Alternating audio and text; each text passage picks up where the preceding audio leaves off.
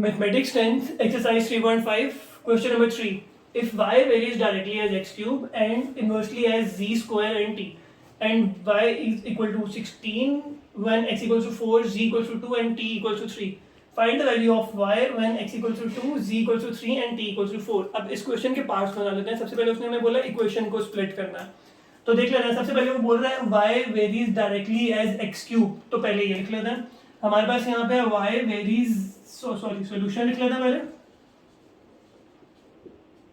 First part है y varies directly as x cube, तो ये बन जाएगा y varies directly as x cube. फिर सेकंड पार्ट देख लेते हैं. एंड आ गया मतलब सेपरेट हो गया. फिर y inversely as z square and t, तो ये बन जाएगा y इनवर्सली प्रोपोर्शन मतलब 1 over z square and t, तो ये बन जाएगा z स्क्वायर एंड t मतलब डॉट t, डॉट मतलब मल्टीप्लिकेशन. अब ये हमारे पास बन जाएगा. सेकंड पार्ट हम लोगों ने लिख लिया. उसके बाद इन दोनों इक्वेशंस को हम लोग अगर एक इक्वेशन में स्प्लिट करें तो बन जाएगा y is proportional to x cube over z square and t, तो ये हमारे पास इक्वेशन बन गई. अब हम लोग इसको स्प्लिट कर लेना है. प्रोपोर्शन खत्म होगा तो हमारे पास प्रोपोर्शनल कांस्टेंट आ जाएगा. ये बन जाएगा y equals to k x cube over z square and t. अब हमें k की वैल्यू फाइंड करनी है यहाँ पे, तो क्या करेंगे, इसको मैं स्प्लिट कर लेता हूँ. अगर मुझे k की वैल्यू चाहिए तो हम लोग लिख लेते हैं. अब इसके बाद देखते हैं उन्होंने हमें क्या दिया, y की वैल्यू 16 दी गई है, जबकि x की वैल्यू जो है 4, z2 और t3, ये वैल्यूज लिख लेते हैं. ये बन जाएगा y की वैल्यू जो है वो बन जाएगी 16, x की वैल्यू बन जाएगी 4, z की वैल्यू बन जाएगी 2 और t की वैल्यू बन जाएगी 3. तो ये वैल्यूज आ गई हैं. ये हम लोग वैल्यू सब्स्टिट्यूट कर देते हैं हमारी इक्वेशन में, इक्वेशन नंबर 1 में वैल्यू सब्स्टिट्यूट करते हैं. y की जगह पे क्या पुट करना है, 16, फिर इक्वल आ जाएगा k एज इट इज आ जाएगा हमारे पास. k के बाद x का क्यूब, x की वैल्यू है 4, 4 का क्यूब आ गया हमारे पास. उसके बाद z की वैल्यू हमारे पास 2 है, तो ये बन जाएगा 2 का स्क्वायर. फिर t, तो t की वैल्यू आ जाएगी हमारे पास 3, तो ये मेरे पास 3 आ गया as it is. 16 as it is लिख देंगे. ये बन जाएगा k, 4 का क्यूब, 4 का क्यूब मतलब ये बनेगा 4 मल्टीप्लाई बाय 4 मल्टीप्लाई बाय 4. इसका मतलब है ये बन गया 4 का क्यूब, तो 4 4 जा 16, 16 4 जा 64.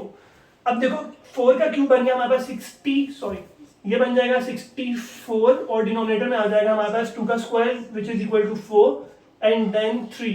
अब कटिंग देखते हैं, कटिंग पॉसिबल है, यहाँ पे भी कटिंग कर सकते हैं हम लोग. स्प्लिट कर लेते हैं ऐसे, 4 3 जा 12, तो ये 12 कटिंग करके देख लेना पहले. 4 1 जा 4 हो जाएगा, 4 16 जा 64 हो जाएगा.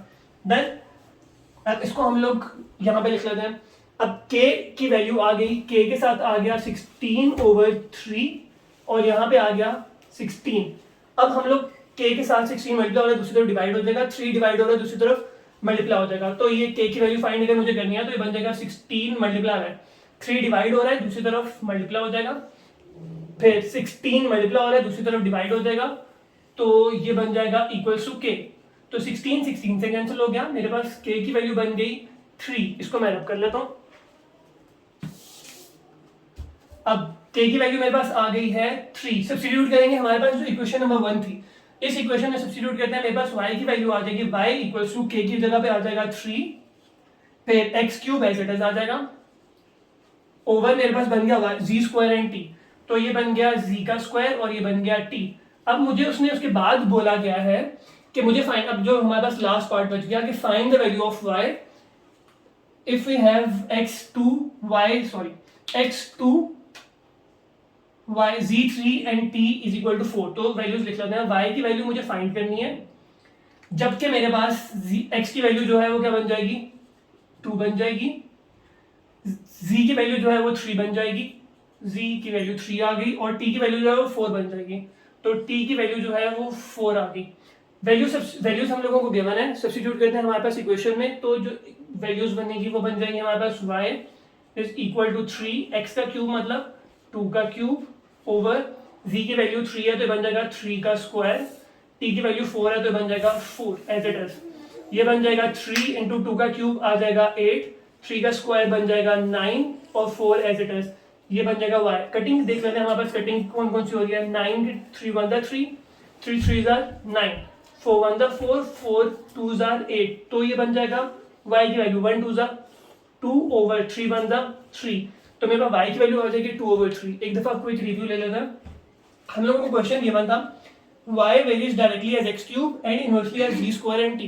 तो हम लोगों ने क्या किया, y को प्रोपोर्शनल लिखा x क्यूब, y को प्रोपोर्शनल इनवर्सली प्रोपोर्शनल लिखा z स्क्वायर एंड t।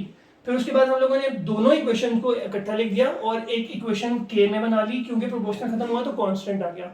फिर उसने हमें वैल्यूज गिवन थी, हम लोगों ने वो वैल्यूज लिखी, केवल इक्वेशन 1 में हम लोगों ने सब्स्टिट्यूट की, हम लोगों के पास k की